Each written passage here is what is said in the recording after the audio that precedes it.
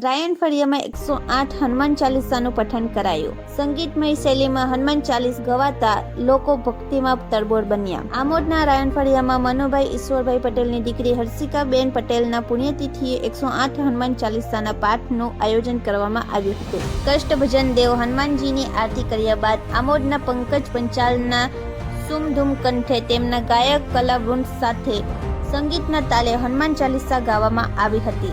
સંગીતના તાલે હનુમાન ચાલીસા ગવાતા લોકો ભક્તિમાં તરબોળ બની ધન્ય બન્યા હતા, જેમાં મોટી સંખ્યામાં ભાઈઓ બહેનો ઉપસ્થિત રહ્યા હતા. હનુમાન ચાલીસાના 108 પાઠ મોડી રાત સુધી ચાલ્યા હતા.